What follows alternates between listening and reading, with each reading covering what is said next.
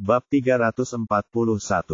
Meskipun dia masih belum mengetahui identitas Qian Ye, dari sikap Ah Gui, tampaknya dia bukan orang jahat. Mengenai alasan mengapa dia menyembunyikan identitasnya, Huan berencana untuk menyelidikinya secara perlahan saat dia kembali. Mereka bertiga kembali ke pohon buah, memetik buahnya, dan kembali melalui jalan yang mereka lalui ketika datang. Mereka bertemu Bai Di dan Sueling di jalan.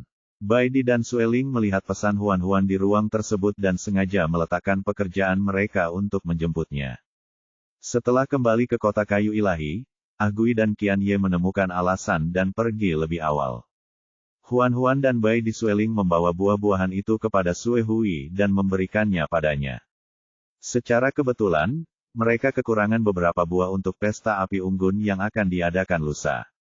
Sue Hui mengambil beberapa buah dan bertanya, "Ku dengar kau dan Ah Gui pergi ke hutan untuk bermain. Bagaimana?" Huan tersenyum getir. "Jangan sebutkan itu. Orang itu pergi menusuk sarang lebah dan memicu kawanan besar lebah. Dia membuatku takut setengah mati."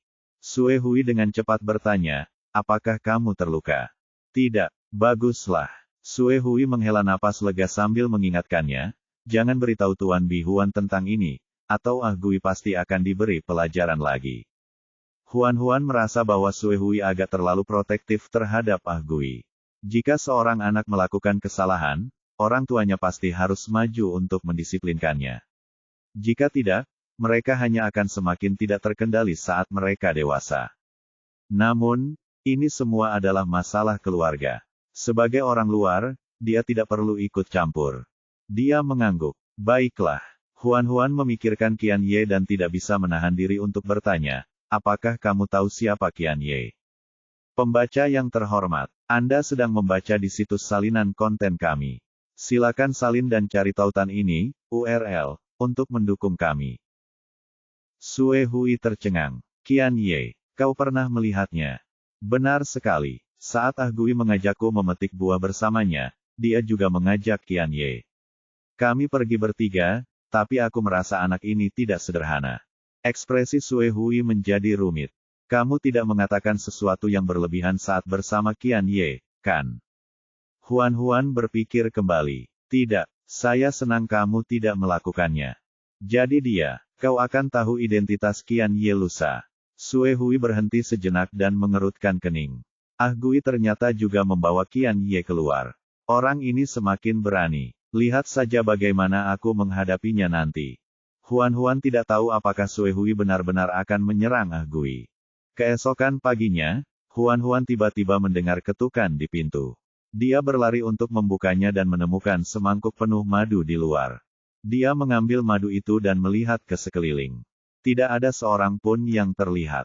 Huan membawa madu ke dalam rumah dan dengan lembut menaruhnya di atas meja. Sueling mencondongkan tubuhnya dan bertanya dengan penuh minat, "Dari mana madu itu berasal?" "Saya tidak tahu. Tadi ada yang mengetuk pintu. Saat saya membuka pintu, saya melihat semangkuk madu di tanah di luar." Sueling segera menjadi waspada. "Madu ini diberikan kepadamu oleh binatang jantan, kan? Dia ingin merayu kamu." Huan tidak tahu apakah harus tertawa atau menangis. "Jangan terlalu sensitif, oke? Aku rasa madu ini dari Ah Gui. Ketika Ah Gui membawa pulang sarang lebah kemarin, dia pasti telah mengeluarkan semua madu di dalamnya. Mangkuk sebesar itu hampir sepertiga dari jumlah tersebut. Jika tebakan Huan benar, Ah Gui pasti telah membagi madu itu menjadi 3 bagian. 1 untuknya, 1 untuk Qian Ye, dan 1 lagi untuknya." Ia tidak menyangka pria canggung ini ternyata sangat setia. Ia bahkan tahu cara berbagi hal-hal baik dengan teman-temannya. Mendengar nama Ah Gui, Sueling langsung mengerti. Itu dia. Dia sama sekali bukan tipe Huan. Dia tidak memiliki potensi untuk menjadi saingan cintanya. Untuk makan siang, Bai Di melapisi buah-buahan manis itu dengan madu. Buah-buahan itu begitu manis sehingga Huan merasa giginya hampir tanggal. Setelah memakan 2 buah, dia tidak tahan lagi. Sisa buah manis itu masuk ke perut Sueling. Orang ini tidak pilih-pilih. Dia akan menerima apapun yang lezat. Pada hari festival bunga cerah, semua bunga di kota kayu ilahi bermekaran. Di pepohonan hijau yang rimbun, bunga-bunga bermekaran dengan cerah dan bergerombol, membentuk awan warna-warni. Indah bagaikan mimpi dalam dongeng. Huan melihat begitu banyak bunga untuk pertama kalinya. Matanya terbelalak saat dia berseru, bunga-bunga itu sangat indah. Hari ini, semua binatang buas di kota kayu suci keluar. Mereka mengenakan pakaian baru yang indah dan menari di atas rumput, saling memberi makanan. Binatang jantan akan mengenakan karangan bunga laurel yang terbuat dari rumput dan daun di kepala mereka. Binatang betina akan mengepang rambut mereka dan menenun bunga berwarna-warni di dalamnya. Mereka berkomunikasi lewat lagu dan tarian. Jika mereka menyukai seseorang, binatang jantan akan memberikan mahkota daun salam mereka kepada yang betina. Huan mengenakan teratai kecil di kepalanya. Mengingat teratai kecil tidak menyukai bunga lain, Huan tidak berniat mengenakan bunga lain di kepalanya. Selain itu, dia juga tidak suka mengenakan terlalu banyak bunga di kepalanya. Baidi dan Sueling berada di sampingnya. Meski begitu, dia menerima banyak karangan bunga laurel dari binatang jantan di sepanjang jalan. Huan dengan sopan menolak semuanya. Dia mengira Baidi dan Sueling akan cemburu, tetapi mereka tampaknya sudah menduganya. Alih-alih terkejut, mereka malah senang. Huan tidak mengerti. Mengapa kamu terlihat begitu senang saat aku dikejar oleh begitu banyak binatang jantan? Apakah kamu tidak takut akan diusir? Baidi tersenyum. Itu menunjukkan betapa hebatnya dirimu. Tentu saja, kami akan senang untukmu. Sueling terkekeh malas. Apakah kita akan diusir? Apakah kamu benar-benar berpikir kita berdua adalah orang yang mudah ditipu? Jika kamu benar-benar tertarik pada binatang jantan manapun, kita akan segera menghajarnya sampai dia tidak bisa mengurus dirinya sendiri. Huan tidak tahu apakah harus tertawa atau menangis. Kamu terlalu sombong. Ini adalah pertarungan antara binatang jantan. Ini adil. Ada satu momen penting pada perayaan ini, pemberkatan. Yang disebut berkat adalah pengorbanan yang dipimpin oleh bait suci dan dipimpin oleh imam besar. Itu adalah ritual yang jauh lebih kecil daripada upacara pengorbanan di kota 10.000 binatang. Upacara tersebut diadakan di bawah pohon dewa. Semua binatang buas di kota dapat menghadiri upacara tersebut. Huan dan yang lainnya juga ikut. Ada banyak bunga dan buah-buahan di rumput di bawah pohon, serta baskom berisi air jernih. Imam besar berjalan perlahan ke pohon di bawah tatapan semua orang. Ia memegang sepotong kayu gelap di kedua tangannya dan menghadap pohon suci itu. Ia membungkuk dengan hormat dan mulai membaca doa. Dia berbicara lebih lambat dan dengan irama yang sangat unik. Tak seorang pun mengerti, tetapi mereka mendengarkan dengan saksama kata-kata imam besar itu. Ekspresi mereka penuh kesalehan dan kesungguhan. Melihat pemandangan ini, Huan tidak dapat menahan diri untuk mengingat mimpinya malam sebelumnya. Binatang-binatang yang berlutut dalam mimpinya pun memiliki ekspresi saleh ini. Di depan mereka, pohon dewa menjulang tinggi ke langit. Situasi umumnya sangat mirip. Perbedaan terbesarnya adalah tidak ada gadis yang menari di bawah pohon itu. Hanya pendeta agung yang melantunkan doa berulang-ulang. Tanpa disadari, Huan tampaknya memahami arti umum kata-kata itu. Darahku ditukar dengan nyawamu. Tukarkan dagingku dengan tubuhmu. Tukarkan mataku dengan jiwamu. Bab 342.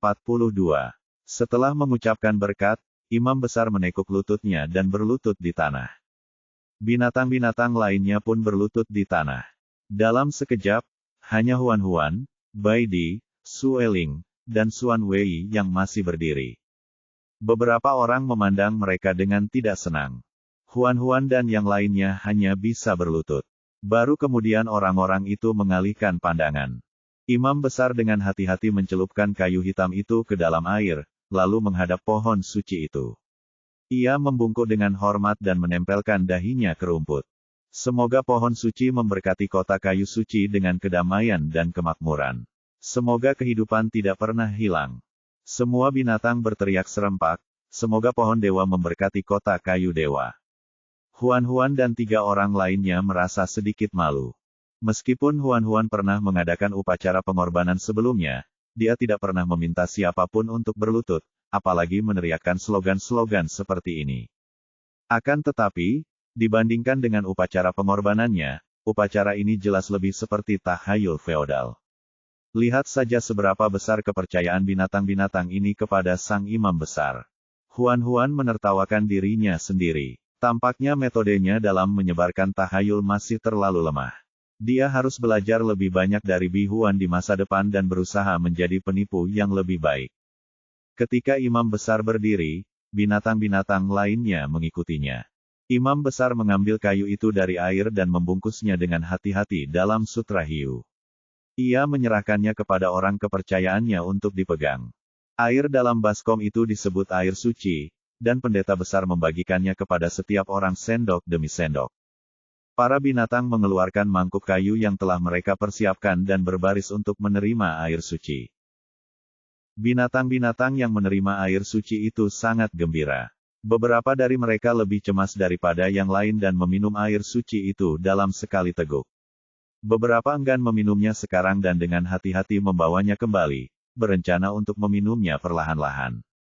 Huan pergi mengambil semangkuk air suci untuk ikut bersenang-senang. Dia mencondongkan tubuhnya dan mengendus. Air itu tidak berbau apapun. Saat tidak ada seorang pun yang melihat, Huan merendahkan suaranya dan bertanya, apakah air ini benar-benar bisa diminum? Sueling tidak yakin. Ini adalah air suci yang telah direndam oleh kayu ilahi. Air ini seharusnya bisa diminum. Kayu ilahi. Huan tercengang. Maksudmu kayu hitam tadi? Huan sangat terkejut. Jadi, kayu ilahi itu berwarna hitam. Kayu ilahi pada awalnya tidak hitam. Kayu itu baru berubah menjadi hitam setelah dibakar. Huan bahkan lebih bingung. Potongan kayu suci itu dibakar. Sueling menjelaskan dengan sabar, saya tidak tahu situasi yang sebenarnya. Saya hanya mendengar bahwa setelah kayu ilahi layu, klan kayu ilahi menderita bencana besar. Bahkan kayu mati yang ditinggalkan oleh kayu ilahi tidak dapat lolos dari bencana. Sebagian besar kayu mati terbakar menjadi abu, dan hanya sebagian kecil saja yang terpelihara. Huan tampak mengerti. Begitu, pada akhirnya, dia tetap tidak sanggup meminum semangkuk air itu. Ketika tidak ada yang melihat, dia dengan santai memasukkan semangkuk air suci itu ke dalam tempatnya. Dia akan mengambilnya ketika dia membutuhkannya di kemudian hari.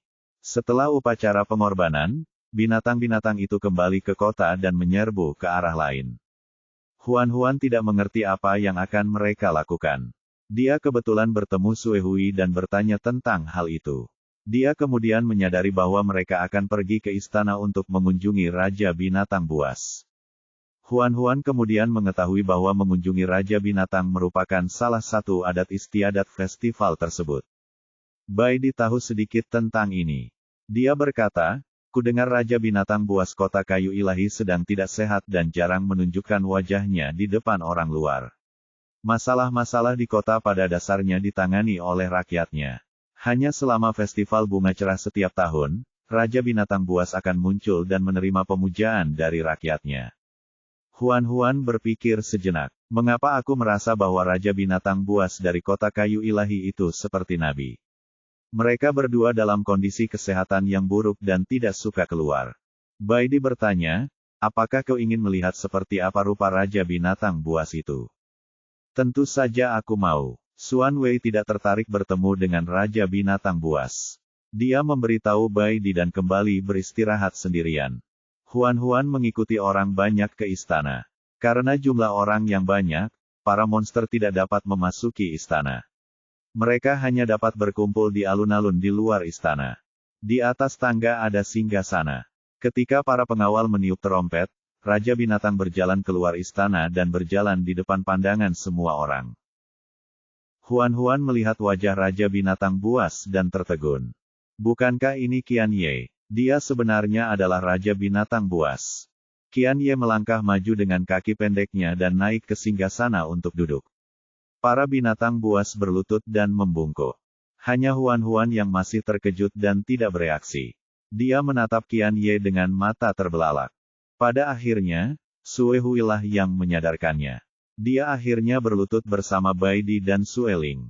Ini adalah kedua kalinya mereka berlutut hari ini. Semua orang berteriak serempak, hidup raja kami. Qian Ye mengangkat tangannya, Suaranya tegas. Bangun. Binatang-binatang itu berdiri satu demi satu, dan Huan-Huan juga berdiri. Ketika dia melihat wajah Qian Ye yang muda dan imut lagi, dia masih merasa seolah-olah sedang bermimpi. Raja binatang buas dari kota kayu suci ternyata adalah seorang anak. Ini terlalu ajaib. Meskipun Qian Ye sangat kecil dan tampak sangat muda, para binatang buas di kota kayu ilahi sangat menghormatinya. Mereka memandangnya dengan kagum seolah-olah mereka sedang melihat seorang pahlawan besar. Para pelayan membawa sekantung besar benih, dan Raja Binatang membagikannya kepada semua orang. Benih-benih tersebut melambangkan harapan. Mereka adalah simbol berkah di Divine Wood City. Binatang-binatang berbaris lagi untuk menerima benih mereka. Huan-Huan juga menerima 2 biji. Biji itu berbentuk bulat. Dia pernah melihatnya di ilustrasi flora dan flora kuno. Biji itu disebut krisan merah muda. Karena warna bunga ini sangat merah muda dan serbuk sarinya memiliki efek afrodisiak tertentu, ia juga disebut bunga cinta. Hari ini, banyak bunga merah muda telah bermekaran di Divine Wood City. Huan-Huan memasukkan benih-benih itu ke dalam tempatnya.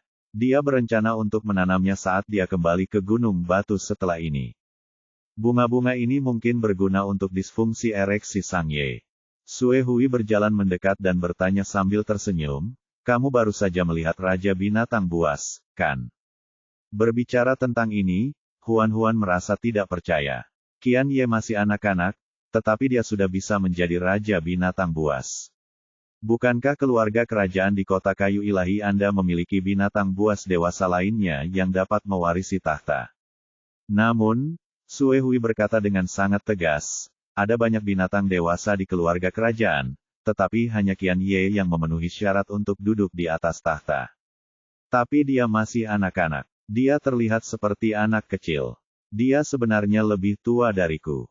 Huan-Huan sepertinya mendengar lelucon. Kamu bercanda, kan? Tidak, aku memberitahumu tentang ini dengan sangat serius. Huan-Huan masih merasa ini terlalu konyol. Sue Hui menatap Raja Binatang Buas di kejauhan yang sedang duduk di singgasana dan membagikan benih. Dia menghela napas panjang. Qian Ye awalnya adalah binatang jantan yang sangat tinggi dan tampan.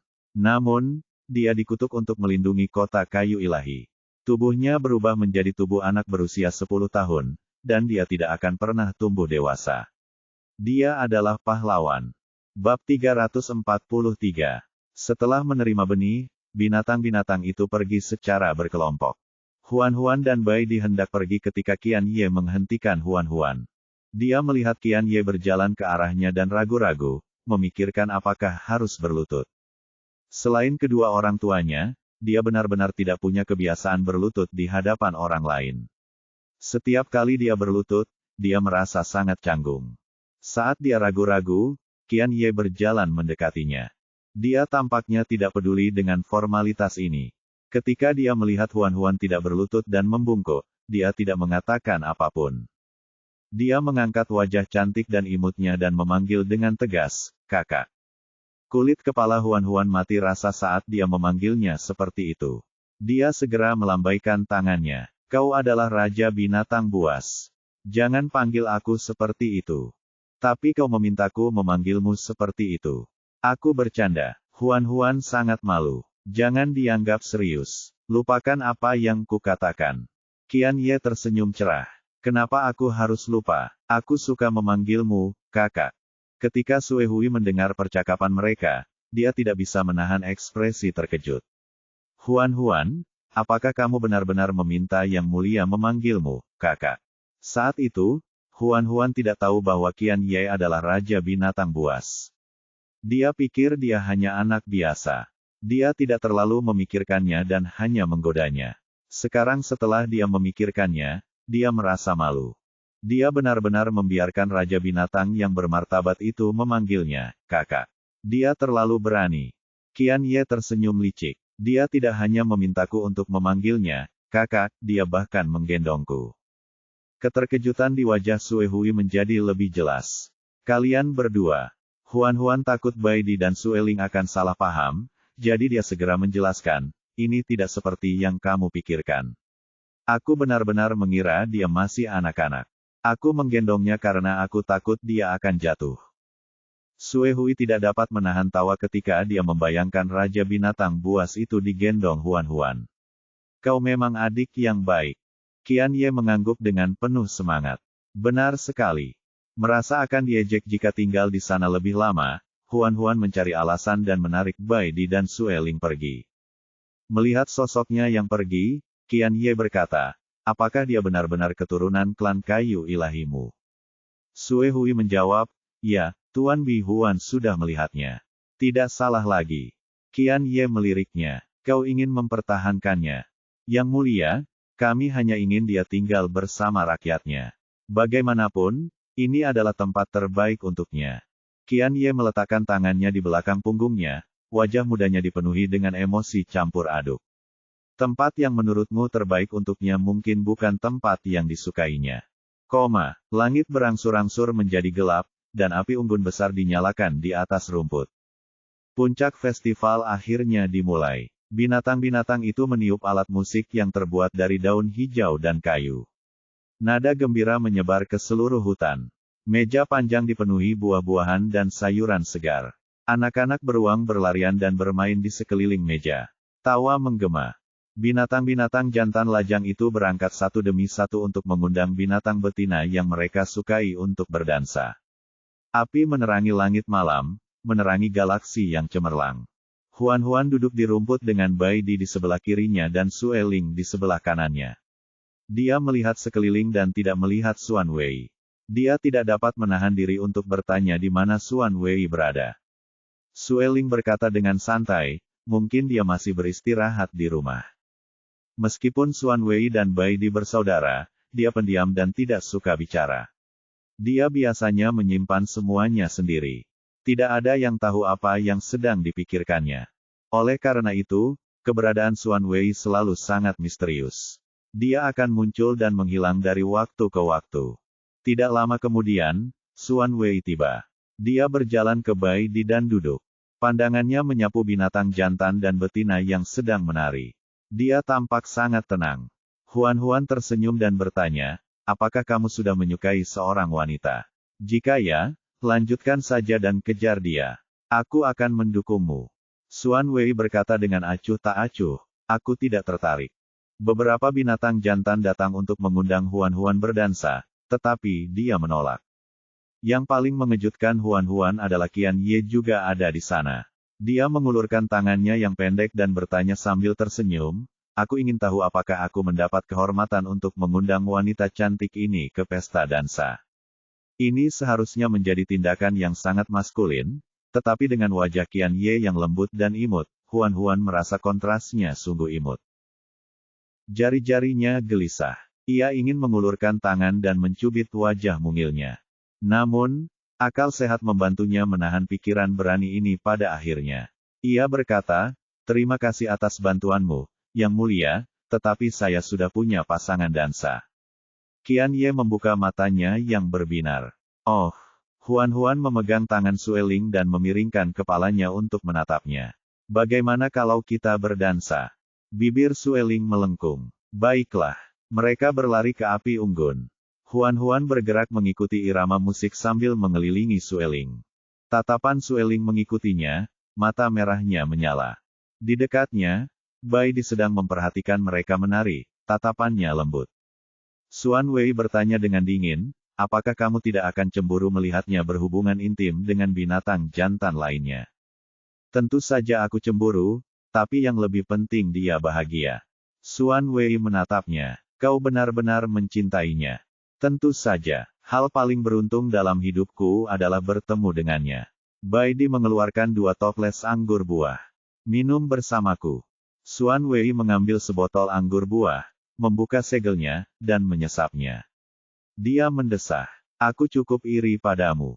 Hah, kamu telah bertemu seseorang yang mencintaimu dan juga mencintaimu. Xuan Wei tersenyum. Tidak semua orang memiliki keberuntungan seperti itu. Bai Di menyesapnya. Apakah kamu pernah bertemu seseorang yang kamu sukai selama bertahun-tahun ini? Xuan Wei minum seteguk demi seteguk.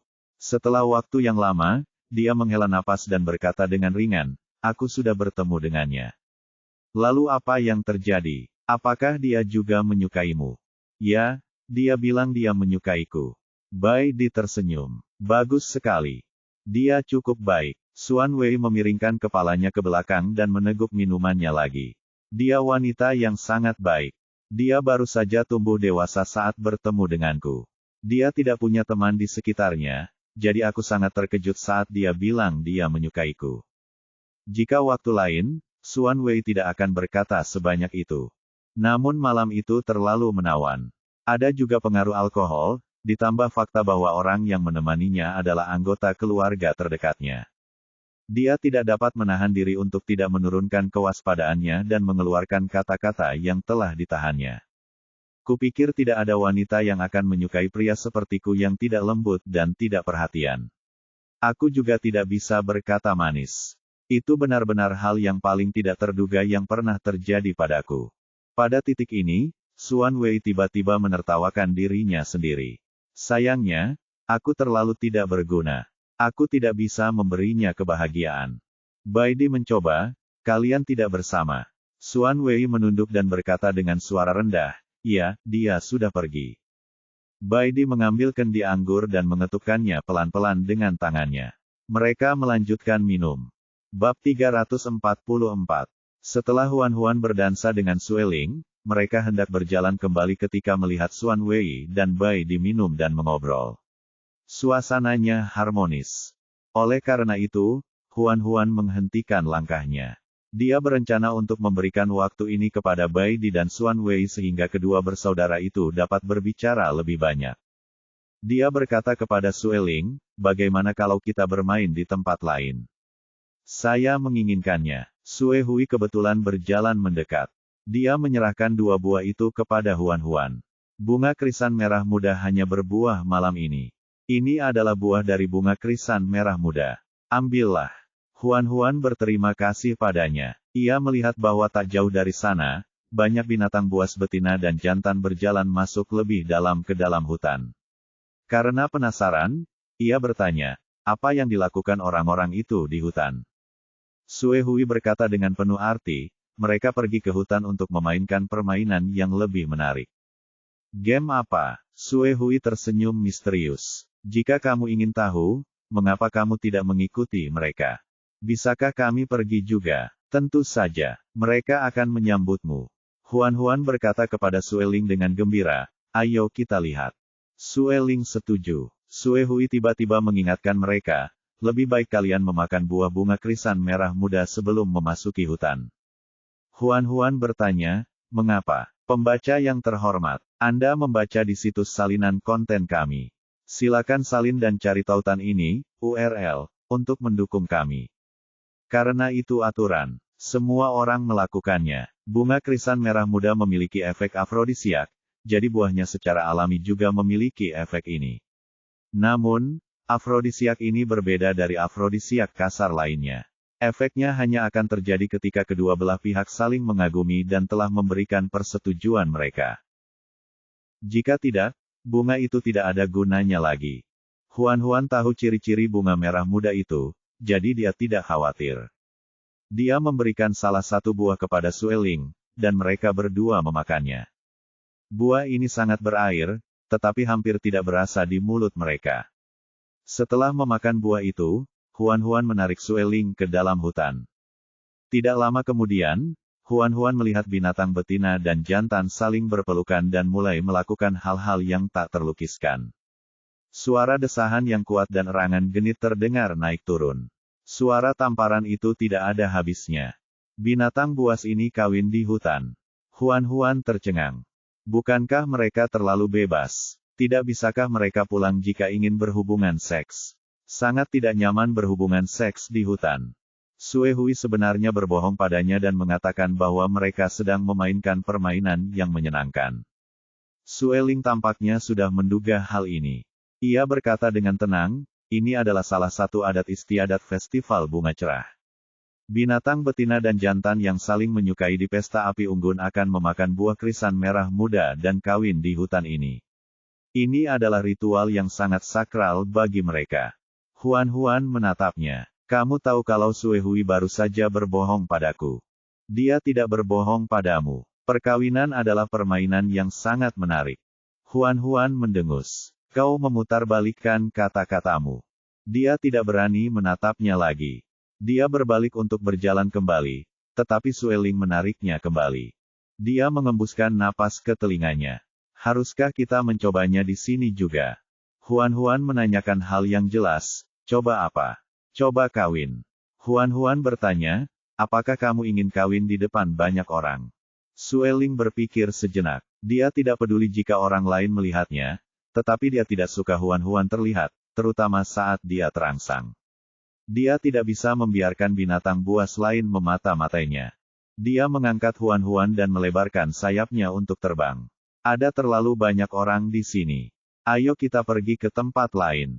Huan mengira ia akan langsung terbang pulang, tetapi ia malah menggendongnya ke pohon. Ia meletakkannya di dahan pohon dan mulai menanggalkan pakaiannya.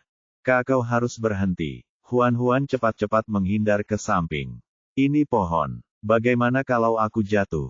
Mereka berada lebih dari 10 meter di atas tanah. Jika mereka jatuh, beberapa tulang mereka akan patah.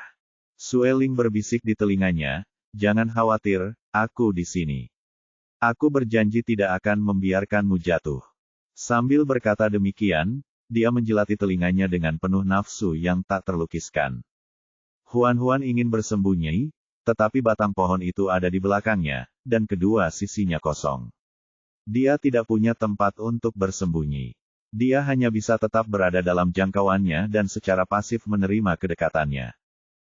Melihat wajah tampannya, jantungnya berdetak lebih cepat tanpa sadar. Bahkan napasnya pun melambat. Sueling menundukkan kepalanya dan mencium bibirnya. Tindakannya lembut, tetapi ada sesuatu yang keras kepala dan mendominasi tentang tindakannya. Tubuhnya memerah karena ciuman itu dan hampir tidak bisa bernapas. Tangannya otomatis mencengkeram ke mejanya. Sueling bertanya, bisakah kau mengizinkanku? Aku takut sakit. Tidak, aku akan memanjakanmu. Di bawah tatapannya, Huan merasakan sedikit kegugupan, tetapi dia tidak merasa terganggu. Dia bahkan mendambakannya. Dia ingin lebih dekat dengannya. Melihat bahwa dia tidak menolak, Sueling menciumnya lagi. Bolehkah? Pada titik ini, dia tidak punya pilihan selain melakukannya. Huan tahu bahwa Sueling pasti tidak akan melepaskannya kali ini. Lagi pula, cepat atau lambat hal ini akan terjadi. Mungkin buah krisan merah muda itu berhasil. Huan akhirnya bertekad. Dia memutuskan untuk tidur dengan Sueling hari ini. Ia mengembangkan sayapnya dan melilitkannya di sekeliling dirinya dan si betina kecil. Dari kejauhan, orang hanya dapat melihat sekumpulan sayap merah terang yang menyala pelan di malam hari bagai api. Sueling memeluknya erat-erat, seakan ingin menyatukan jiwanya ke dalam tubuhnya. Setelah itu, Huan bersandar di dadanya dan terus terengah-engah. Ketika dia agak tenang, dia mendongak dan melihat Sueling sedang menatapnya dengan kepala tertunduk. Dia memperhatikan wajahnya untuk mencari tanda-tanda penyesalan atau ketidaknyamanan. Bagaimanapun, itu adalah pertama kalinya dia kawin. Dia tidak punya pengalaman dan tidak tahu apakah yang dilakukannya benar. Bagaimana jika dia melakukan hal yang salah dan dia membenci keahliannya? Di belakangnya ada sayapnya yang berapi-api. Karena tidak dapat menahan diri, Huan mengulurkan tangan dan menyentuh sayapnya dengan lembut. Kita adalah kawan. Sueling menjawab, ya. Huan mencondongkan tubuhnya ke depan dan mencium sayapnya. Aku sangat bahagia. Tubuh Sueling bergetar saat dia merasakan benda di bawahnya terangkat lagi. Dia segera menyingkirkan semua kekhawatirannya dan menekannya ke bawah. Ayo kita lakukan lagi, katanya bersemangat. Sebelum Huan bisa menjawab, dia menusukkannya ke arahnya. Huan gelisah dan gelisah sepanjang malam.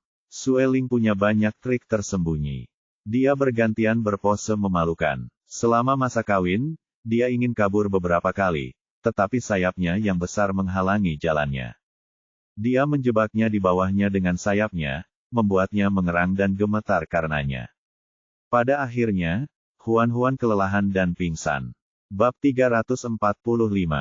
Ketika Huan terbangun, dia menyadari bahwa dia telah kembali ke rumah.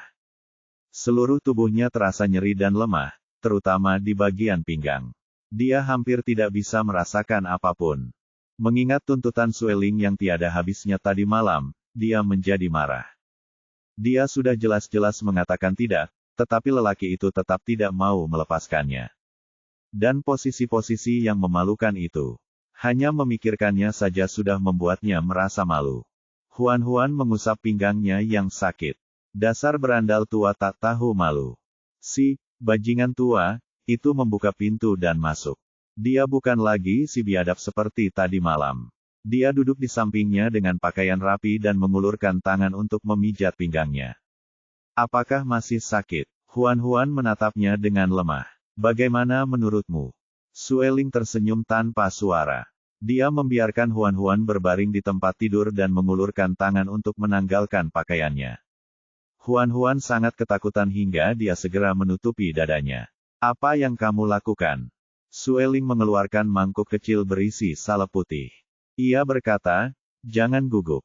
Aku hanya ingin mengoleskan obat untukmu. Dia memang telah bertindak berlebihan tadi malam, menyebabkan tubuhnya penuh memar dan bekas merah. Dia telah membuat salep ini secara khusus. Salep ini dapat digunakan untuk melancarkan peredaran darah. Selain itu, baunya harum dan cocok untuk digunakan oleh Huan. Huan menyadari bahwa dia terlalu banyak berpikir dan tidak dapat menahan perasaan sedikit malu. Dia melepaskannya dan membiarkan Sueling menanggalkan pakaiannya, memperlihatkan kulitnya yang halus dan cerah. Sueling sedikit terkejut. Memar dan bekas merah di tubuhnya sudah hilang.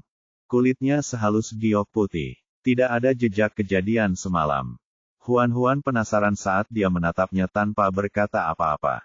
Dia menunduk dan menyadari bahwa kulitnya sempurna. Dia segera menyadari bahwa benih pohon dewa pasti telah membantunya menghilangkan jejak di tubuhnya dengan cepat. Dia berkata, itu efek dari benih pohon dewa. Itu membantu saya sembuh dengan cepat. Baru saat itulah Sueling ingat bahwa ada benih kayu ilahi di dalam tubuhnya. Karena tidak ada lagi memar dan bekas merah, tidak perlu lagi menggunakan obat. Huan duduk dan hendak mengenakan pakaiannya ketika Sueling menghentikannya. Dia mengulurkan tangan dan menyentuh perut Huan. Apa benda ini yang kau miliki di sini? Huan melihat ke bawah dan melihat kuncup bunga putih kecil tumbuh di pusarnya. Matanya membelalak karena terkejut. Apa yang terjadi? Sueling menundukkan kepalanya dan mencondongkan tubuhnya untuk mengamati sejenak. Dia berkata, ini pasti bunga dari kayu ilahi yang terlihat. Huan langsung terkejut. Benih kayu ilahi tidak hanya dapat berkecambah, tetapi juga dapat berbunga. Tidak apa-apa kalau mekar, tapi malah tumbuh bunga dari pusarnya. Jika nanti tumbuh menjadi pohon besar, apakah pohon itu akan segera keluar dari kepalanya? Memikirkannya saja sudah mengerikan. Sueling menyodok kuncup bunga itu dan tersenyum. Lucu sekali. Cocok untukmu. Entah mengapa, saat dia menusuk kuncup itu, Huan merasakan seluruh tubuhnya bergetar. Mif. Begitu suara itu keluar, Huan kembali tersadar. Dia segera menutup mulutnya dan tersipu. Sueling mendengar erangannya, dan senyumnya menjadi semakin menawan. Dia berkata dengan penuh arti, sepertinya bunga kecil ini adalah titik sensitifmu. Huan segera menyangkalnya. Tidak, Sueling tidak membantahnya. Dia mengulurkan jari-jarinya yang ramping dan dengan lembut menyentuh kuncup bunga itu. Huan menggigil lagi. Meski giginya terkatup rapat, erangan kecil keluar dari tenggorokannya. Kulitnya berangsur-angsur berubah dari putih menjadi merah muda pucat, dan matanya berangsur-angsur menjadi berkaca-kaca. Dia tampak malu-malu tetapi juga penuh harap.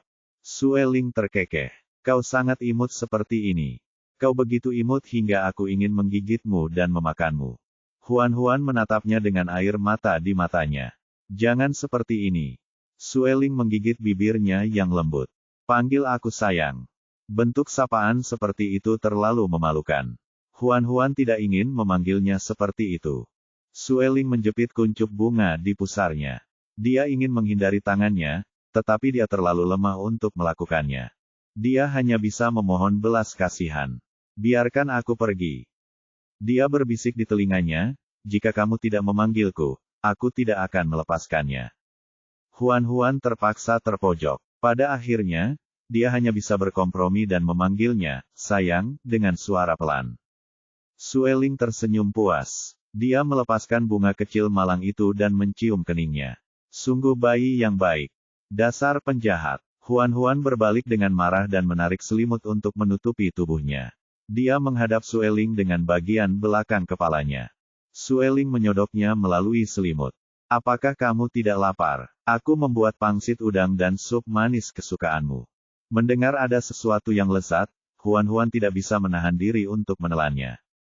Dia telah disiksa sepanjang malam dan tertidur sampai sekarang. Dia belum makan apapun sepanjang hari dan sudah merasa lapar. Namun sekarang dia merajuk. Dia tidak bisa menyerah begitu saja. Dia ingin si penjahat besar Sueling mengerti bahwa dia tidak mudah diganggu. Pendengaran Sueling baik. Dia mendengar suara menelan, dan senyumnya semakin dalam. Dia bertanya lagi, kamu yakin tidak menginginkannya? Huan ragu-ragu selama 2 detik antara makanan dan harga dirinya. Kemudian, dia dengan tegas mengabaikan harga dirinya dan mengangkat selimut. Dia merangkak mendekat. Aku akan makan. Tanpa diduga, pinggangnya terkilir. Aduh sakit. Sueling segera menopangnya dan memijat pinggangnya. Melihat wajahnya yang mengerut kesakitan, dia tidak dapat menahan diri untuk berkata, pelan-pelan saja. Tidak ada yang berebut makanan denganmu. Huan menatapnya dengan sedih. Ini semua salahmu. Apa hubungannya denganku? Apakah punggungku akan terkilir jika kamu tidak dengan sengaja merayuku dengan makanan lesat? Sueling mengangkat alisnya. Apakah kamu mencoba berdebat? Huan mendengus canggung. Sueling turun ke bawah untuk menyajikan makanan. Pangsit udang yang segar dan manis sungguh nikmat dengan kuahnya yang manis. Dalam sekali tarikan napas, dia menghabiskan lebih dari 10 pangsit udang dan semangkuk besar sup manis. Dia menyentuh perutnya yang buncit dan bersendawa puas. Sueling bertanya, apakah ini enak? Begitu Huan melihat senyumnya, dia teringat bagaimana pria ini pernah menindasnya. Dia menoleh dan dengan sengaja memberinya jawaban yang asal-asalan. Sueling memeluknya dari belakang. Aku tahu kamu masih lebih suka masakan Baidi, tapi dia tidak ada di rumah hari ini. Jadi kamu harus puas dengan masakanku. Huan tidak mau repot-repot berdebat dengannya. Kemana Baidi pergi? Kayu ilahi telah hilang. Imam besar mengumpulkan semua binatang buas di kota untuk menanyakan keberadaan kayu ilahi. Baidi dan Xuan Wei telah dipanggil untuk diinterogasi. Huan dan Sueling awalnya juga dipanggil, tetapi karena Huan tidak sadarkan diri sejak dia kembali, mereka tetap tinggal di rumah. Sueling mengkhawatirkannya dan tetap tinggal untuk menjaganya. Bab 346. Potongan kayu dewa yang dibicarakan Sueling adalah kayu hitam yang dilihat Huan pada upacara kemarin. Potongan kayu ilahi itu adalah potongan kayu ilahi terakhir yang tersisa di seluruh kuil kayu ilahi. Itu sangat penting bagi klan kayu ilahi dan bahkan seluruh kota kayu ilahi. Biasanya, pendeta agung akan bertugas menjaga kayu suci. Hanya selama festival bunga cerah tahunan, ia akan mengeluarkannya dan mengadakan upacara pengorbanan. Namun, yang mengejutkan semua orang, kayu ilahi itu telah hilang. Kayu ilahi tidak memiliki kaki. Ia tidak bisa lari sendiri. Satu-satunya kemungkinan adalah barang itu telah dicuri. Kayu suci itu masih ada saat upacara diadakan siang kemarin, tetapi hilang pagi ini. Kemungkinan besar kayu itu dicuri antara kemarin sore dan pagi ini. Untuk menemukan pencurinya, imam besar memanggil semua binatang di kota untuk diinterogasi guna melihat siapa yang telah bertindak sendirian antara kemarin sore hingga pagi ini. Terus terang saja, itu adalah tinjauan alibi. Binatang-binatang yang tidak memiliki alip akan dipanggil ke kuil sendirian untuk diinterogasi. Baidi dan Xuan Wei minum bersama tadi malam. Mereka bisa saling bersaksi. Namun, saat Bihuan bertanya kemana Xuan Wei pergi kemarin sore, Baidi tidak bisa lagi bersaksi untuknya. Karena selama itu, Xuan Wei selalu sendirian. Dia bilang dia tinggal di rumah untuk beristirahat. Bihuan menatapnya. Kau sendirian. Apakah tidak ada binatang lain yang bisa membuktikan bahwa kau memang ada di rumah sepanjang sore? Xuan Wei berkata dengan tenang, tidak. Bihuan melirik penjaga di sampingnya. Penjaga itu segera melangkah maju 2 langkah dan berjalan ke arah Xuan Wei. Dia berkata dengan serius, maaf, tapi kamu harus ikut dengan kami.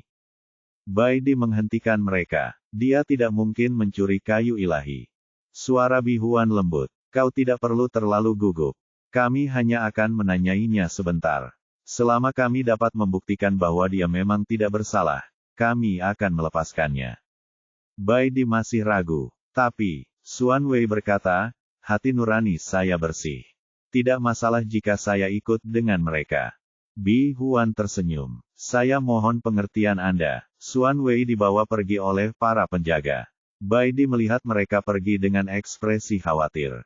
Bi Huan menatap Bai Di dan bertanya, kamu bilang kamu bersama Huan Huan dan Sue Ling kemarin sore. Bai Di mengiyakan. Ya, saat ini, tidak ada satupun dari mereka yang ada di sini untuk bersaksi bagi Anda. Anda perlu tinggal di sini untuk sementara waktu. Ketika mereka datang dan kami memastikan bahwa kata-kata mereka sesuai dengan kata-kata Anda, kami akan membiarkan Anda kembali. Bai Di berkata, Huan Huan sedang tidak enak badan. Dia perlu istirahat. Dia tidak akan bisa keluar dalam waktu dekat. Bi Huan mengangguk sedikit dan tersenyum ramah. Jika dia tidak bisa datang, aku bisa mencarinya. Lagi pula, hanya beberapa langkah lagi. Aku bisa mengunjunginya. Dia sudah menyampaikan maksudnya. Bai Di bahkan tidak bisa menemukan alasan untuk menolak. Setelah Bi Huan pergi, Sue Hui tersenyum meminta maaf pada Bai Di. Aku minta maaf karena membuatmu menderita kali ini. Bai Di berkata, kamu tidak perlu meminta maaf. Kamu tidak ada hubungannya dengan ini. Sue Hui menghela napas. Kayu ilahi terlalu penting bagi kita. Kita harus menangkap pencurinya dan mendapatkan kembali kayu ilahi itu secepat mungkin. Dengan tingkat kebugaran fisik Huan Huan sebelumnya, setelah disiksa oleh Sue Ling sepanjang malam, dia pasti harus berbaring di tempat tidur selama sehari semalam untuk pulih. Sekarang setelah dia diperkuat oleh benih kayu ilahi, kemampuan penyembuhan diri tubuhnya telah meningkat pesat. Hanya dalam waktu setengah hari, dia telah memulihkan semangatnya dan dapat berlari dan melompat. Dia segera menyeret Sue Ling untuk mencari Bai Di. Ketika mereka tiba di kuil, sebagian besar binatang buas di pintu masuk sudah pulang.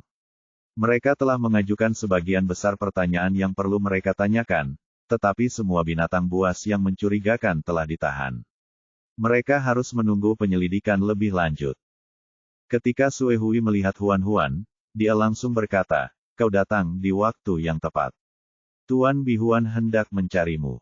Mengapa kamu mencari kami? Bai Di bilang dia bersama kalian semua kemarin sore, kata Sue Li. Apakah Bai Di berkata jujur? Tentu saja benar, jawab Huan Huan tanpa ragu. Kami bertiga bekerja sama kemarin sore. Banyak binatang buas di kota melihat kami. Mereka bisa bersaksi untuk kami. Lalu apakah kamu dan Sue Ling pergi ke hutan untuk kawin? Kata-kata itu diucapkan dengan nada bertanya, tetapi dia terdengar yakin. Ketika Huan Huan berjalan mendekat, Sue Hui mencium bau darah di sekujur tubuhnya. Jelas bahwa dia baru saja kawin. Huan Huan tersipu dan menjawab dengan lembut, iya.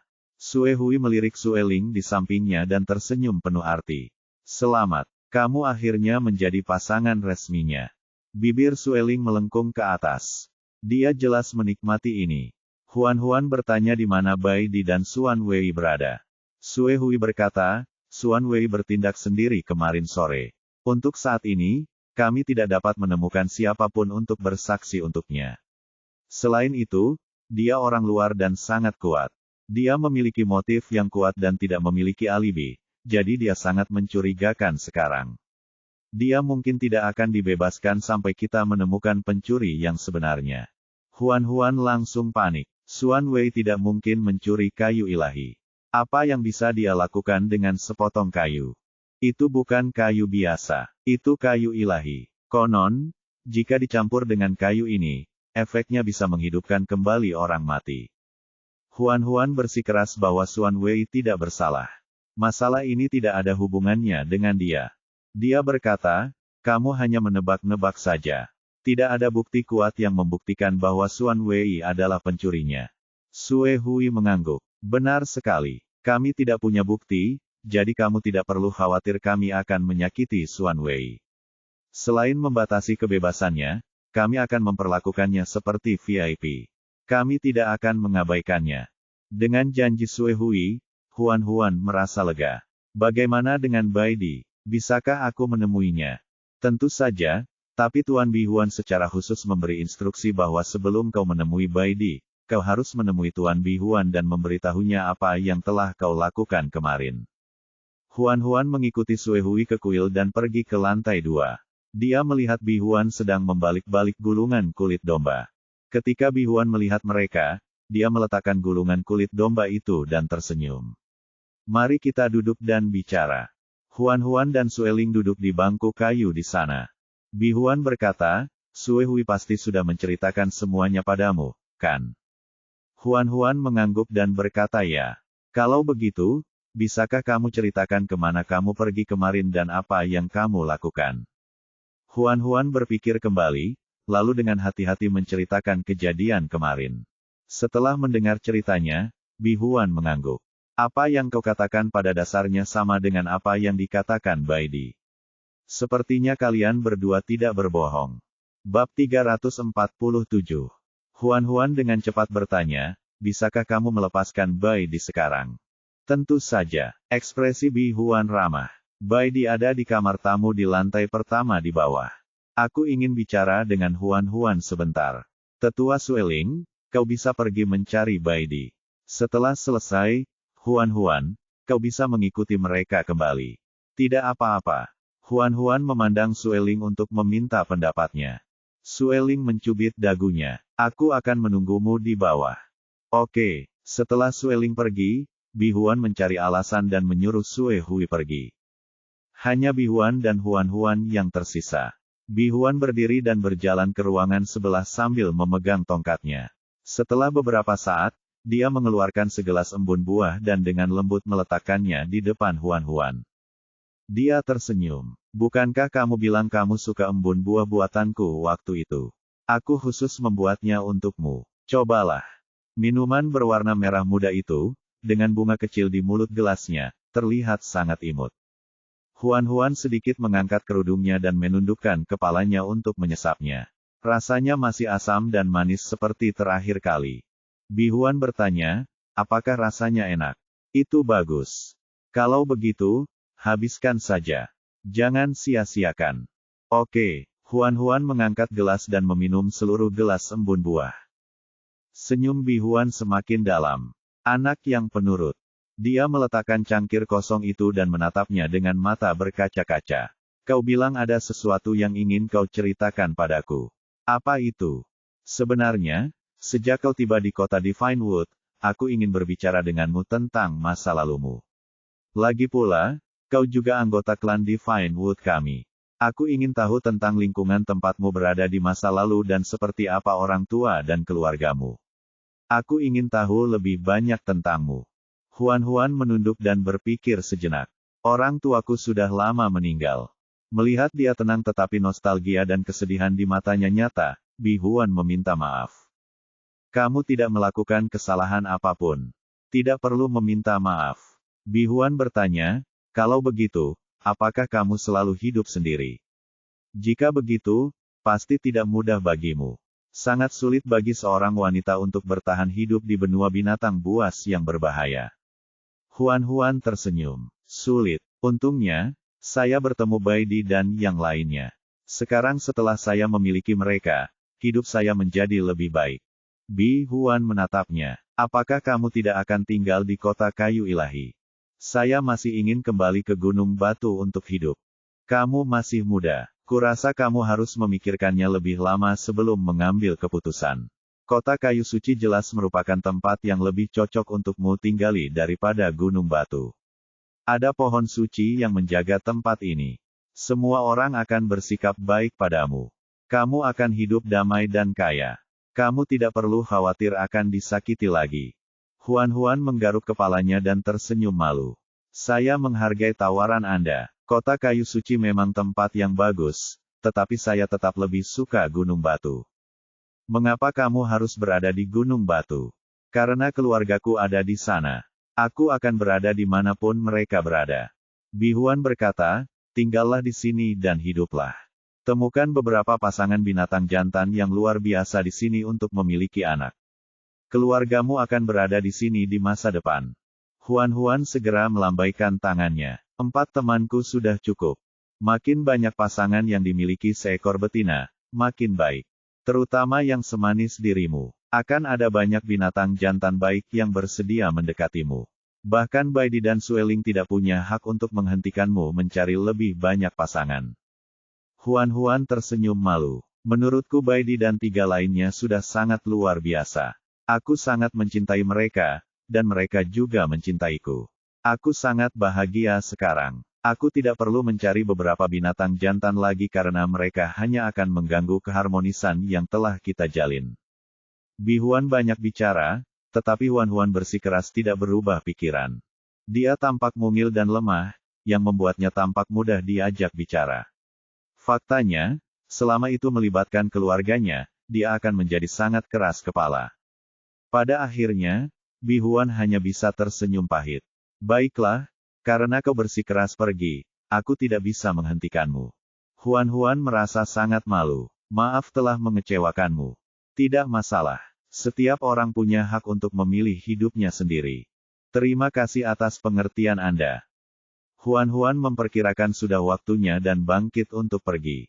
Namun, begitu dia berdiri, dia merasa pusing dan pandangannya kabur. Bi Huan bertanya, ada apa? Kepalaku, aku sedikit pusing. Benarkah? Kalau begitu, duduklah dan beristirahatlah sebentar. Huan jatuh kembali ke bangku tanpa sadar. Ia menopang kepalanya dengan kedua tangan. Rasa kantuk yang hebat melandanya, dan kelopak matanya terus terkulai seolah-olah beratnya ribuan pon. Dia mencubit pahanya keras-keras, mencoba menenangkan pikirannya. Bi Huan bertanya, kamu kelihatan lelah. Kamu mau tidur sebentar. Ada tempat tidur di sebelah. Kamu bisa berbaring. Tidak, aku ingin kembali. Namun sebelum dia bisa menyelesaikannya, dia menutup matanya, menjatuhkan diri di meja, dan tertidur. Bi Huan berdiri dan menatapnya. Teratai yang berada di kepala Huan merasakan bahaya. Tiba-tiba ia keluar, membuka kelopaknya, memamerkan taringnya, dan menerkam Bi Huan. Namun sebelum sempat menyentuh Bi Huan, ia terjerat erat oleh tanaman merambat di dinding. Tanaman merambat di dinding itu bagaikan ular hijau yang tak terhitung jumlahnya yang terus menggeliat. Mereka melilit teratai dengan erat, tidak memberinya kesempatan untuk melepaskan diri. Tanaman merambat kecil yang tak terhitung jumlahnya tumbuh dari tongkat jalan di tangan Bi Huan dan melilit Huan. Teratai itu memamerkan giginya. Lepaskan ibuku. Bi Huan bahkan tidak melihatnya. Dia membawa Huan ke kamar sebelah dan menutup pintunya. Ruangan itu luas. Qian Ye sedang duduk di tempat tidur, memainkan jam pasir kecil. Dia terkejut melihat Bi Huan membawa Huan masuk. Mengapa kamu membawa anak ini ke sini? Bi Huan mengendalikan tanaman merambat itu dan menempatkan Huan di tempat tidur. Dia berkata, saya curiga anak itu punya rahasia. Rahasia apa? Ini tentang benih kayu ilahi. Mata Qian Ye membelalak tak percaya. Bukankah kayu ilahi sudah layu? Bagaimana bisa ada lebih banyak benih kayu ilahi?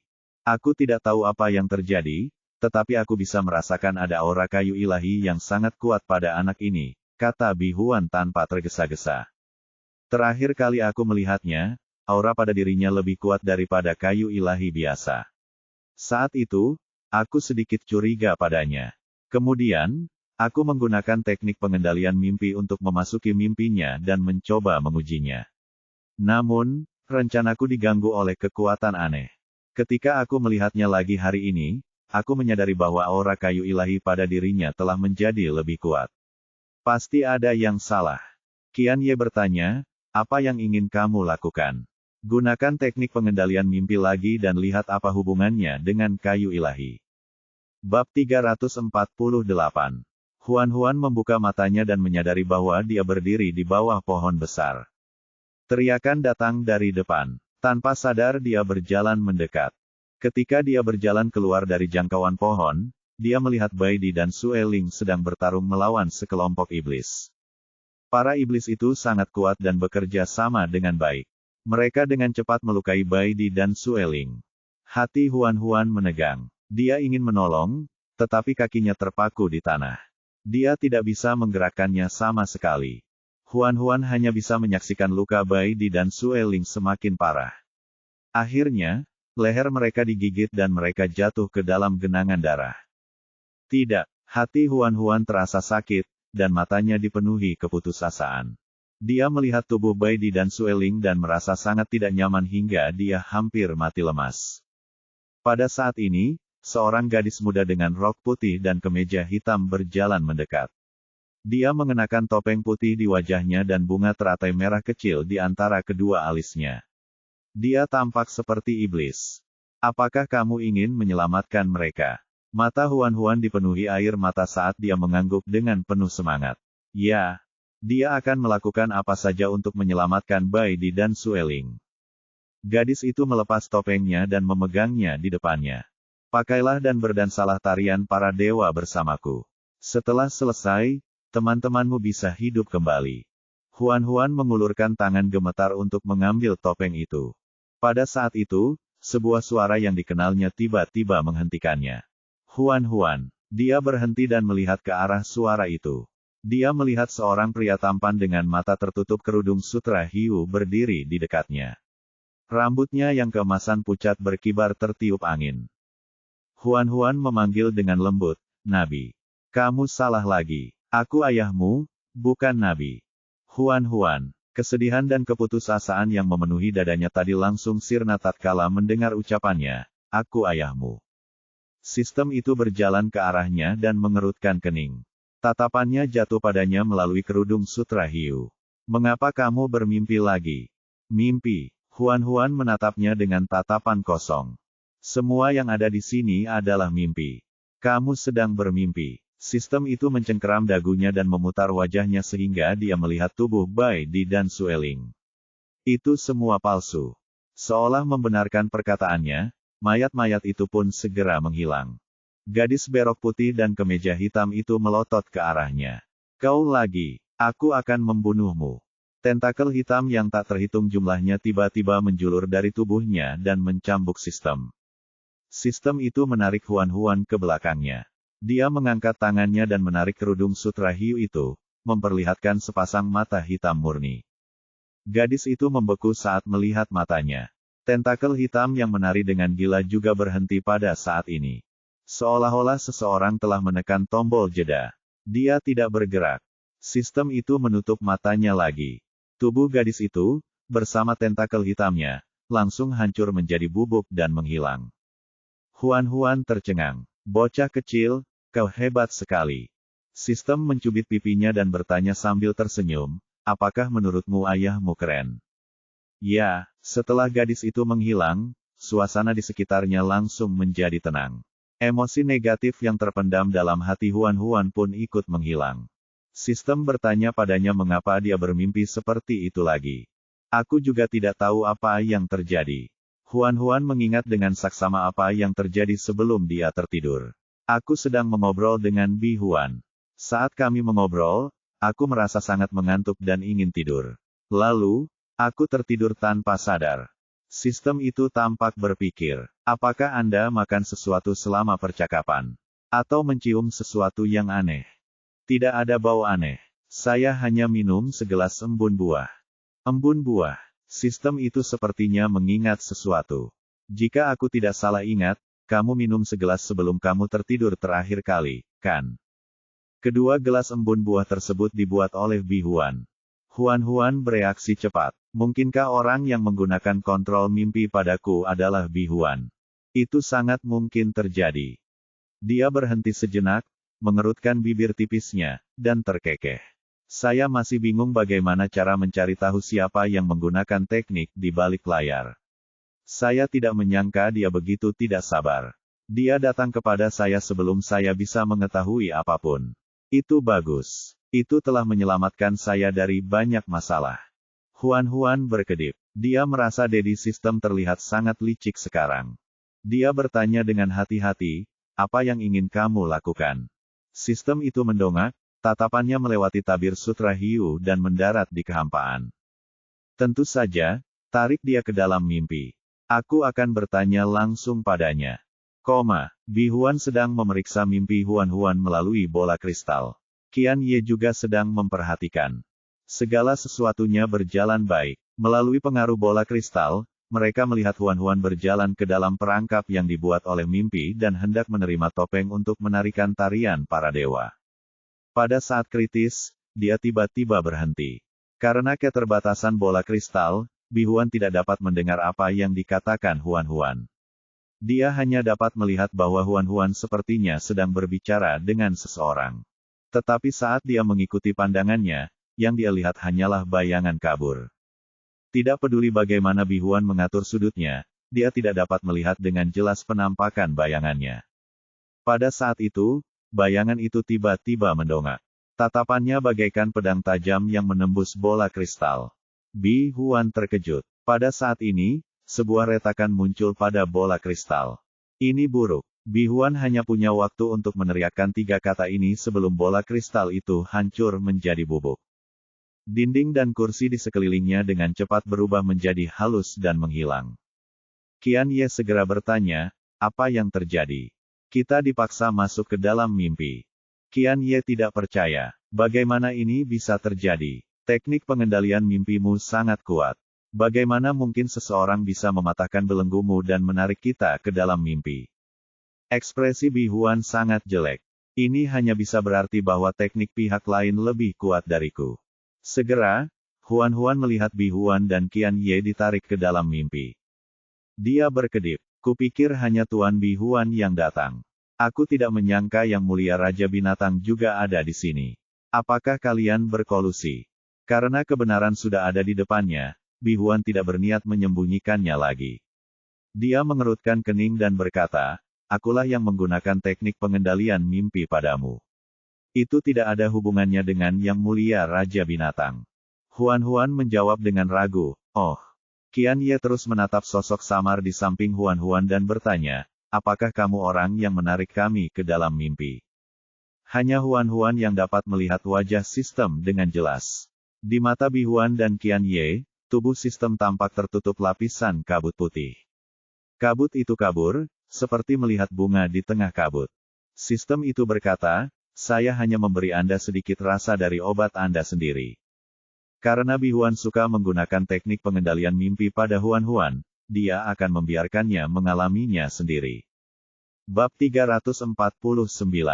Qian Ye tidak mengetahui latar belakang pihak lain, tetapi karena dia bisa menghancurkan mimpi yang diciptakan Bi-Huan dan menarik mereka ke dalam mimpi, itu berarti pihak lain itu sangat kuat.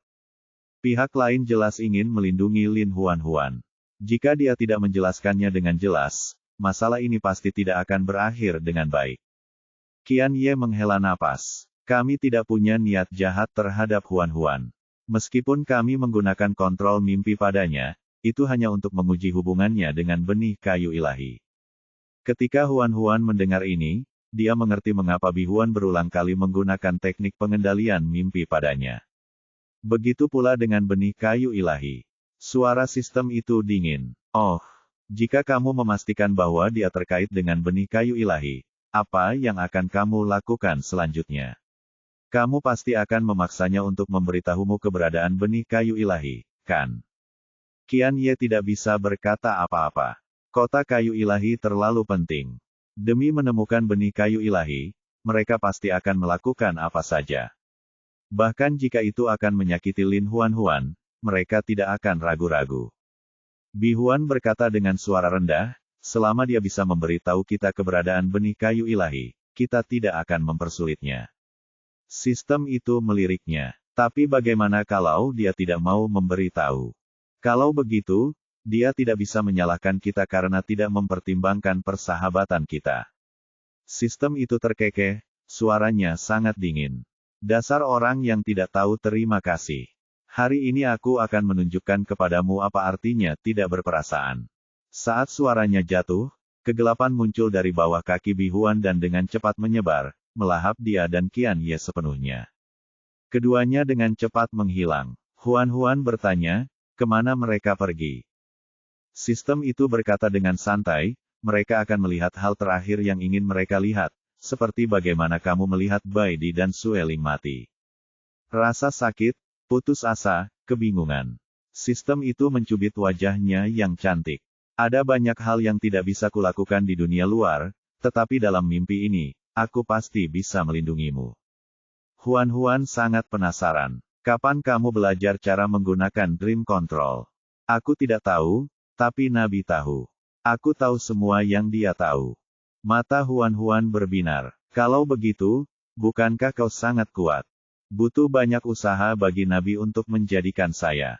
Selain fakta bahwa sulit untuk memadatkan tubuh fisik, saya hampir tidak berbeda dari Nabi dalam hal lain. Huan memutar matanya dan tiba-tiba teringat sesuatu. Jika kamu bisa membuat tubuh fisik di masa depan, tidak akan ada yang tahu bahkan jika kamu bertukar identitas dengan Nabi, kan?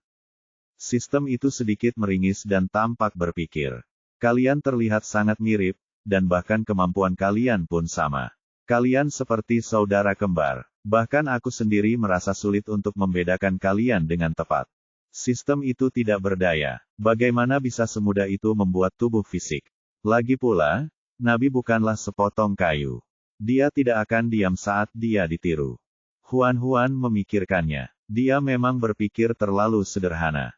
Dia menggelengkan kepalanya. Aku hanya bilang, aku tidak benar-benar memintamu untuk menggantikan Nabi. Lagi pula, jika kau benar-benar pergi, aku tidak akan sanggup. Sistem itu tertawa. Ia mengulurkan tangannya. Ayo, ayah akan menunjukkan pertunjukan yang bagus. Huan meraih tangannya. Dia mengikuti langkahnya ke dalam kegelapan. Dalam sekejap mata, mereka melewati kegelapan dan melihat Bi Huan. Saat ini, Bi Huan masih sangat muda. Rambutnya yang panjang dan berwarna hijau keabu-abuan dikepang longgar, menjuntai santai di bahunya dan mencapai pinggangnya. Jubah sutra hijau lebar yang dikenakannya senada dengan matanya yang berwarna hijau. Bi Huan muda tampan dan anggun. Dia benar-benar tenggelam dalam mimpinya dan tidak menyadari dua orang yang mengikutinya. Bi Huan memegang semangkuk air suci di tangannya saat berjalan di kota. Para binatang terus membungkuk dan memberi salam kepadanya. Jelaslah bahwa dia memiliki reputasi yang sangat tinggi sejak dia masih muda. Dia berjalan memasuki kuil, naik ke lantai 2, dan mendorong pintu kamar tidur. Huan dan sistem mengikutinya. Mereka melihat seorang wanita sakit di tempat tidur. Dia sangat kurus dan pucat. Dia tampak sangat sakit. Bi Huan berjalan ke tempat tidur dan membantu wanita itu berdiri.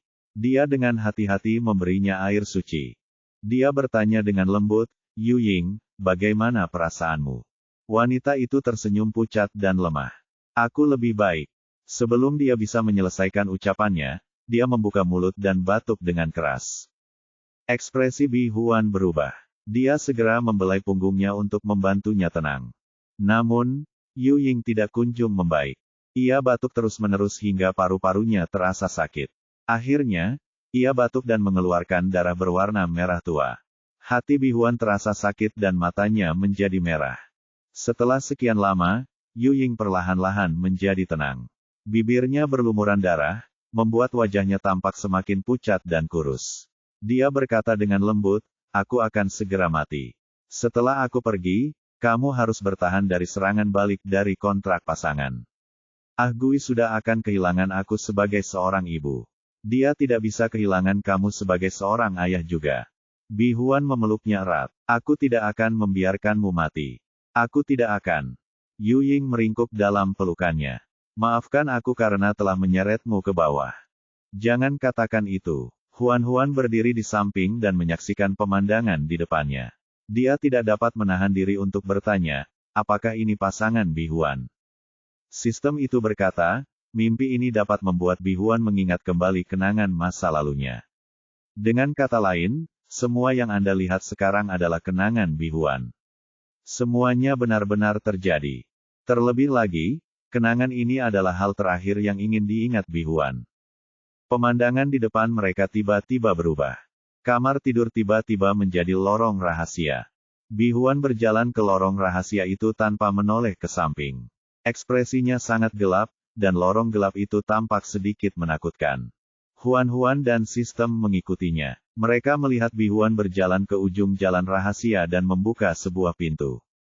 Di balik pintu tersembunyi itu ada tangga. Mereka menuruni tangga ke bawah. Yang tampak di hadapan mereka adalah sebuah ruang bawah tanah yang gelap. Ada sebuah altar di tengah ruangan itu, dan seorang gadis muda diikat di sana. Gadis ini tampak sangat mirip dengan Huan-Huan. Ia mengenakan rok putih dan kemeja hitam. Rambut hitam panjangnya acak-acakan, dan matanya tertutup. Wajahnya yang pucat tampak sangat kuyu. Bi Huan berhenti di depannya dan menatapnya. Yu Ying sedang sekarat. Hanya kau yang bisa menyelamatkannya. Gadis itu membuka matanya dan menatapnya. Aku tidak bisa menyelamatkannya, katanya dengan tenang. Kau orang suci. Kau bisa menari tarian para dewa. Kau bisa berkomunikasi dengan para dewa. Kau pasti bisa menyelamatkannya. Gadis itu menertawakan dirinya sendiri. Aku sama sekali tidak bisa berkomunikasi dengan para dewa. Aku hanya wanita biasa. Tidak mungkin. Kau adalah wanita suci yang dipilih langsung oleh kayu ilahi. Bagaimana mungkin kau tidak bisa menyelamatkan wanita yang sakit? Bi Huan menatapnya dan berkata-kata demi kata, apapun yang terjadi, kau harus menyelamatkan Yu Ying. Bab 350. Gadis itu tiba-tiba tersenyum melihat ekspresinya yang hampir paranoid. Senyumnya dipenuhi rasa kasihan. Bi Huan, hidup dan mati tergantung pada takdir. Bahkan para dewa tidak memiliki kemampuan untuk menghidupkan kembali orang mati. Bi Huan menolak untuk mempercayainya. Dia berkata dengan nada hampir obsesif, tidak mungkin. Pasti ada cara untuk menyelamatkan Yu Ying. Pasti ada. Lingkungan sekitar tiba-tiba berubah lagi. Ruangan itu telah berubah menjadi hutan. Saat itu malam, dan langitnya gelap. Hanya jamur cahaya bulan yang bersinar dengan cahaya biru redup. Huan-Huan melihat sekeliling dan segera melihat Bi Huan. Dia berdiri di bawah bayangan pohon. Di depannya ada seekor binatang jantan tinggi berjubah hitam. Mereka berdua tampak sedang membicarakan sesuatu. Huan-Huan ingin melihat lebih jelas. Dia berjalan mendekat dan melihat binatang jantan bersembunyi di balik jubah. Itu sebenarnya adalah iblis. Setan ini tampak lebih tua. Pelipisnya memutih, tetapi dia masih dalam kondisi baik. Matanya bersinar dengan kelicikan. Dia tersenyum. Yang harus kau lakukan adalah membunuh wanita suci itu dan memberi pasanganmu dagingnya. Itu akan menyembuhkan pasanganmu. Mendengar ini, Bi Huan tampak bingung. Setan ini bagaikan ratu jahat dalam dongeng, yang senantiasa menggoda korbannya agar memakan apel yang mengandung racun. Apa yang kau ragukan? Apakah kau masih mengandalkan kayu ilahi untuk menyelamatkan pasanganmu? Serahkan saja. Itu hanya pohon. Ia tidak bisa menyelamatkan siapapun. Jika kau ingin melindungi pasanganmu, kau harus melakukannya sendiri. Bi Huan mengepalkan tangannya. Tapi jika kita membunuh wanita suci itu, kayu ilahi pasti akan mengetahuinya. Kalau begitu hancurkan juga kayu ilahi. Kudengar jika kau memurnikan kayu ilahi menjadi obat, itu bisa membuatmu hidup selamanya. Tidakkah kau ingin bersama pasanganmu selamanya? Kau tidak perlu khawatir kematian akan memisahkan kalian lagi. Kalian bisa tetap bersama sampai akhir zaman. Pembaca yang terhormat, Anda membaca di situs pencurian konten kami. Silakan salin dan cari tautan ini, URL, untuk mendukung kami. Tatapan mata Bi Huan berangsur-angsur menjadi gelap. Bisakah aku benar-benar hidup selamanya? Tentu saja, jika saatnya tiba, kamu dan pasanganmu tidak hanya bisa hidup selamanya, tetapi kamu juga bisa membuat seluruh klan Divine Wood hidup selamanya. Kamu tidak akan pernah menua dan menjadi lebih kuat. Seberapa hebat itu? Hati Bi Huan perlahan menjadi dingin. Dia mengucapkan kata-kata, aku mengerti. Binatang iblis itu tersenyum puas. Lingkungan sekitar mereka berubah lagi. Mereka kembali dari hutan ke ruang bawah tanah. Gadis itu masih terikat di altar, anggota tubuhnya terikat erat. Dia menatap Bi Huan yang mendekat dengan ngeri dan berteriak tak percaya, kau benar-benar ingin membunuhku. Apa kau gila? Bi Huan mengangkat pisau tulang dan memotong pergelangan tangannya. Lukanya begitu dalam hingga tulangnya terlihat. Darah meluap dan jatuh ke dalam mangkuk. Setelah darahnya terisi, Bi Huan membantu gadis itu membalut lukanya. Dia pergi dengan semangkuk penuh darah. Huan-Huan segera menjalankan sistem itu. Mereka melihat Bi Huan mencampur semangkuk darah dengan obat dan memberikannya kepada Yu Ying. Darah gadis itu tampaknya mengalir.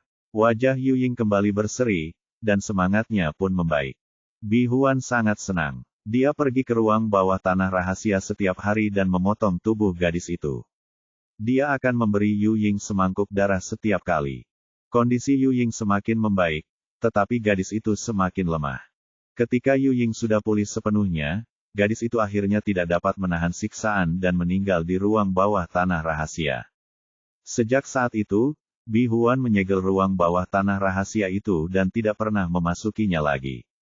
Huan memandangi mayat gadis kurus kering itu dan merasakan hawa dingin di hatinya.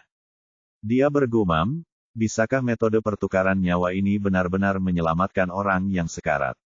Sistem itu berkata, tidak ada cara untuk menghidupkan kembali orang mati di dunia ini. Lalu bagaimana Yu Ying? Dia tidak akan hidup lama. Perkataan sistem itu menjadi kenyataan. Tidak butuh waktu lama bagi sesuatu terjadi pada tubuh Yu Ying. Dia menjadi haus darah dan brutal. Tidak ada yang lebih disukainya selain menyiksa binatang sampai mereka diambang kematian, lalu menggigit leher mereka dan meminum darah mereka. Bi Huan merasakan ada yang tidak beres, tetapi dia tidak bisa menghentikan Yu Ying, dan dia tidak tega mengungkap apa yang telah dilakukannya. Dia tidak hanya membantu Yu Ying menangkap binatang untuk disiksa dan dibunuh, tetapi dia juga membantunya menutupi jejaknya sehingga tidak ada orang lain yang menyadarinya.